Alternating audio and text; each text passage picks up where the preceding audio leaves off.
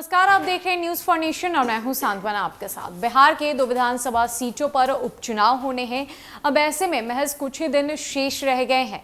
बता दें कि उपचुनाव की तिथि 30 अक्टूबर को निर्धारित कर ली गई है और अब इसको लेकर विभिन्न पार्टियां मैदान में उतर चुकी है। विभिन्न पार्टियां अपने खेमे को मजबूत करने में लगी हुई है और बड़े बड़े नेता इस उपचुनाव को लेकर अपने पक्ष के लिए चुनाव प्रचार प्रसार करने के लिए मैदान में उतर चुके हैं। बता दें कि जहां एक तरफ नेता प्रतिपक्ष तेजस्वी यादव का आज से कुशेश्वर स्थान और तारापुर के विधानसभा क्षेत्र को लेकर दौरा शुरू होने वाला है, तो वहीं दूसरी तरफ एनडीए के बड़े नेता भी अपने पक्ष के लिए चुनाव प्रचार प्रसार करने के लिए विभिन्न कार्यक्रमों को आयोजित करते हुए नजर आ रहे हैं। बता दें कि इस उपचुनाव को लेकर अब आरजेडी को एक बड़ा झटका लगा है। आरजेडी के वोट बैंक मुस्लिम यादव गठजोड़ में मुस्लिम वोट पर पकड़ रखने वाले सलीम परवेज आज दोपहर 2 बजे जनता दल यूनाइटेड यानी जदयू में शामिल होने जा रहे हैं। ऐसे में उपचुनाव से महज कुछ ही दिन पूर्व आरजेडी को ये बड़ा झटका लगा है और अब आरजेडी की रणनीति पर खासा असर पड़ता हुआ दिखाई दे सकता है। ऐसे में सलीम परवेज की जदयू में शामिल होने की खबर से आरजेडी को एक बड़ा झटका लग सकता है और आरजेडी की मुश्किलें बढ़ती हुई नजर आ सकती है। बता दें कि जदयू के नेता रहे सलीम परवेज ने अक्टूबर 2018 में नीतीश कुमार का साथ छोड़ लालू प्रसाद यादव की शरण में चले गए थे। सलीम परवेज को आरजेडी के कोर वोट बैंक एमवाई यानी मुस्लिम प्लस यादव में एम यानी मुस्लिमों को आरजेडी से जोड़कर रखने में महत्वपूर्ण भूमिका निभाते थे। बताया जाता है कि सलीम परवेज के दिवंगत मोहम्मद शहाबुद्दीन के साथ भी काफी गहरे रिश्ते थे। शहाबुद्दीन की मौत के बाद सलीम परवेज ने अपने बयान में यह कहा था कि शहाबुद्दीन हमेशा मजबूरों रक्षा के लिए खड़े रहते थे। सलीम परवेज ने यह कहा था कि पहले ही उसका विरोध होता रहा है, लेकिन उसकी छवि रॉबिन हुड से कम नहीं थी।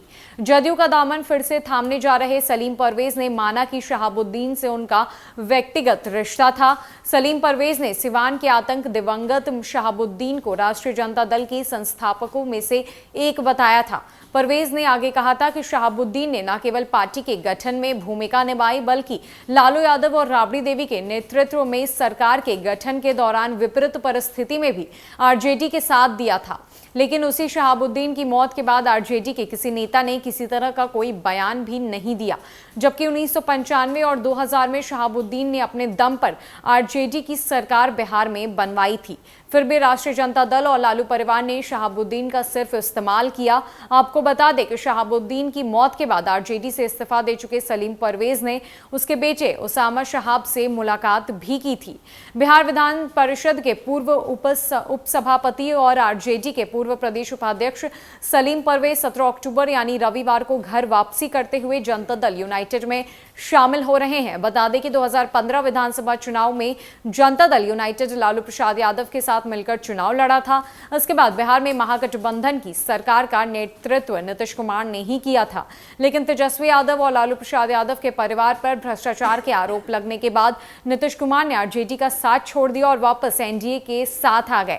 नीतीश कुमार के फिर से भाजपा के साथ मिलकर सरकार बनाने के बाद अक्टूबर 2018 में सलीम परवेज ने जदयू से नाता तोड़ लालू प्रसाद यादव की पार्टी में चले गए थे।